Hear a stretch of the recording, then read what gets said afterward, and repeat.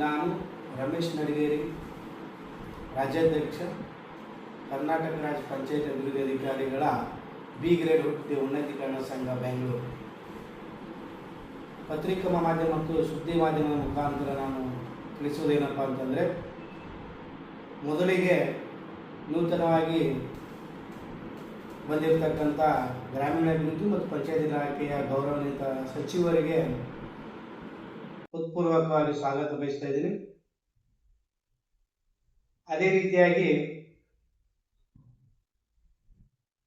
ಇಲಾಖೆಯ ಒಂದು ಅಭಿವೃದ್ಧಿಗೆ ಸಂಬಂಧಪಟ್ಟಂತೆ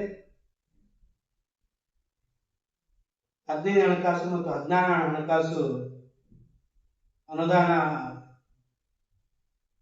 ಬಿಡುಗಡೆ, ಈ ಅನುದಾನ ಹಂಚಿಕೆ ಮಾಡುವಲ್ಲಿ ವಹಿಸಿರ್ತಕ್ಕಂಥ ಕಾಳಜಿ ಮತ್ತು ಜನಪರ ಕಾಳಜಿಯನ್ನ ಸಂಘವು ಗೌರವಪೂರ್ವಕವಾಗಿ ಸಚಿವರನ್ನ ಶ್ಲಾಘಿಸುತ್ತದೆ ಮತ್ತು ಅಭಿನಂದಿಸುತ್ತದೆ. ಅದೇ ರೀತಿಯಾಗಿ ಕರ್ನಾಟಕ ಸರ್ಕಾರದ ಗ್ರಾಮೀಣಾಭಿವೃದ್ಧಿ ಇಲಾಖೆಯಲ್ಲಿ ಕೇಂದ್ರ ಸರ್ಕಾರದ ಯೋಜನೆಗಳನ್ನ ಸಮರ್ಪಕವಾಗಿ ಮತ್ತು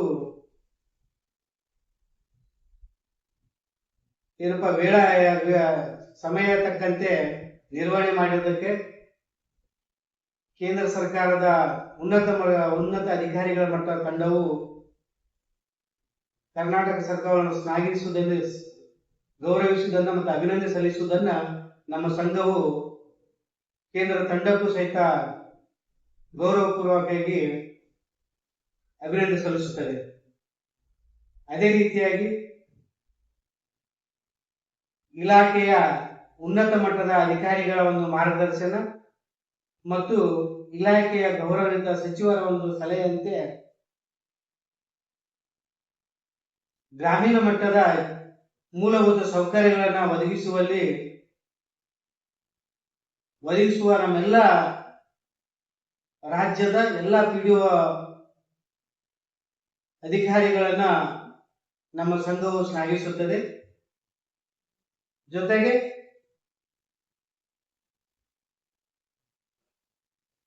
PMI ಹೌಸಿಂಗ್ ಸಂಬಂಧಪಟ್ಟಂತೆ PMI ಯೋಜನೆಗಳಾಗಿರ್ಬೋದು, ಮೂಲಭೂತ ಸೌಕರ್ಯಗಳನ್ನ ಒದಗಿಸುವಲ್ಲಿ ಕೈಗೊಂಡಿರ್ತಕ್ಕಂಥ ನಮ್ಮ ಗ್ರಾಮೀಣ ಮಟ್ಟದ ಅಧಿಕಾರಿಗಳ ಒಂದು ಕಾಳಜಿ ಆಗಿರ್ಬೋದು ಮತ್ತು ಇಲಾಖೆಯ ಉನ್ನತ ಮಟ್ಟ ಅಧಿಕಾರಿಗಳ ಒಂದು ಸಲಹೆಯಂತೆ ನಿರ್ವಹಿಸಿರ್ತಕ್ಕಂಥ ನಮ್ಮ ಗ್ರಾಮೀಣ ಮಟ್ಟದ ಎಲ್ಲ ಅಧಿಕಾರಿಗಳ ಸಿಬ್ಬಂದಿ ವರ್ಗವನ್ನು ಸಹಿತ ನಮ್ಮ ಸಂಘವು ಶ್ಲಾಘಿಸುತ್ತದೆ. ಇತ್ತೀಚಿನ ದಿನಗಳಲ್ಲಿ ಅಂದ್ರೆ ನಾನು ಮೊನ್ನೆ ಇಲಾಖೆ ಸಚಿವರನ್ನು ಖುದ್ದಾಗಿ ನಾನು ಭೇಟಿಯಾದಾಗ ಇಲಾಖೆ ಸಚಿವರು ಉತ್ತಮವಾಗಿ ಸ್ಪಂದನೆ ನೀಡಿದ್ದನ್ನು ನಾನು ವೇಗವಾಗಿ ತ್ವರಿತಗತಿಯಲ್ಲಿ 15 ಹಣಕಾಸು ಯೋಜನೆಯ ಅನುದಾನ ಆಗಿರ್ಬೋದು, ಆಮೇಲೆ 16ನೇ ಹಣಕಾಸು ಯೋಜನೆಯ ಅನುದಾನ ಹಂಚಿಕೆ ಆಗಿರ್ಬೋದು, ಜನಪರ ಕಾಳಜಿಯನ್ನು ಇಟ್ಟುಕೊಂಡು ಮೊನ್ನೆ ದಿನ ಇಲಾಖೆಯ ಸಚಿವರು ದೆಹಲಿಗೆ ಹೋಗಿ ಹಂಚಿಕೆಯನ್ನು ಮಾಡಿಸಿದ್ದನ್ನು ನಾವು ನೋಡ್ತಾ ಇದ್ದೀವಿ. ಸುಮಾರು 18,889 ಕೋಟಿ ಅನುದಾನವನ್ನ ನಮ್ಮ ಇಲಾಖೆಗೆ ಸಂಬಂಧಪಟ್ಟಂತೆ 5 ವರ್ಷಕ್ಕೆ ಗ್ರಾಮ ಪಂಚಾಯತ್ಗೆ ಏನು ಬಿಡುಗಡೆ ಆಗಬೇಕಂತ ಅನುದಾನ ಹಂಚಿಕೆ ಮಾಡಿದ್ದನ್ನ ನಮ್ಮ ಸಂಘವು ಶ್ಲಾಘಿಸುತ್ತದೆ. ಸ್ನೇಹಿತರೆ,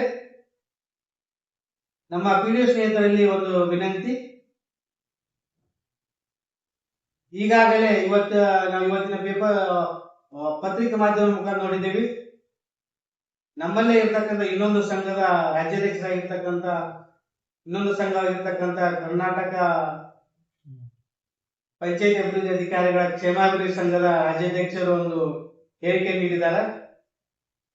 ಏನಪ್ಪಾ ಅಂತಂದ್ರೆ, ಒಂದು ವಾರದಲ್ಲಿ ಏನಾದರೂ ಅನುದಾನ 15 ಹಣಕಾಸು ಬಿಡುಗಡೆ ಆಗಿದ್ದು ಹೋದರೆ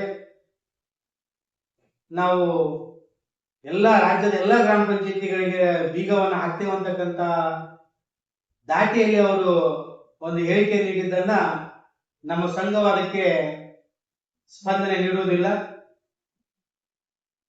ಕ್ಷೇಮಾಭಿವೃದ್ಧಿ ಸಂಘದ ಒಂದು ಹೇಳಿಕೆಗೆ ನಮ್ಮ ಬೀಗರ ಸಂಘವು ಅದಕ್ಕೆ ಸ್ಪಂದನೆಯನ್ನು ತೋರುವ ಬೆಂಬಲವನ್ನು ನಾವು ನೀಡುವುದಿಲ್ಲ.